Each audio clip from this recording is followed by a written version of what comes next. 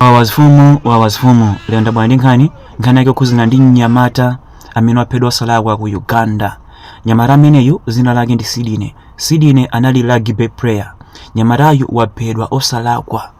Nyamatayu adapanga ulendo okaona nzake ku dera lina lake la chilendo. Ali munjira luzu linamukola. Zotsatira zake adayimisa galimoto yake amapita pa shopu kuti akagule madzi okumwa.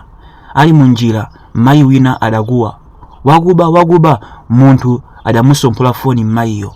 Wakubayo kumene amathawira ndi kumene amachokera Sidine.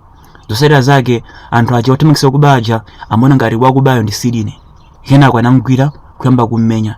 Sidine amayesesa kulongosola koma palibe amene anamva. Mungathe kuona videoyi akumumenya koma ndi osalakwa.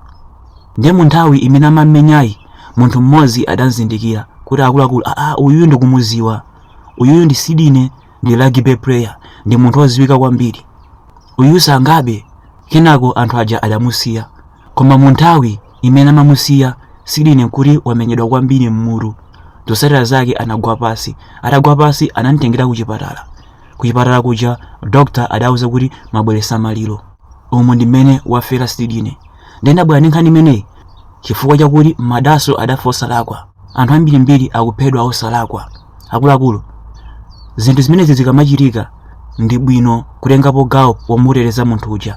Fufuzeni kaye kuti munthu uyu ndiwolakwadi chifukwa chakuti anthu ambiri akuphedwa osalakwa. Sidine soyambayi. Koma iwe ngati uli pafupi, ngati wakwanitsa kumpulumutsa munthu uja, Mulungu amakukhululukira machimo ako onse chifukwa choti wapulumutsa moyo wa munthu. Komanso njira yake yomupulumutsa munthu uyu osangonena kuti munthu uyu ndikumudziwa ndi osalakwa. Zotsatira zake akumenyaniso nanunso azili muli limodzi. Nawenso pita pamalo paja uzikamumenya munthu uja koma uzikamumenya malo abwino. Kenako auza anzako aja akuluakulu, tiyeni timufufuze kaye munthu uyu tisanaphe munthu osalakwa. Anthu aja azakumvera.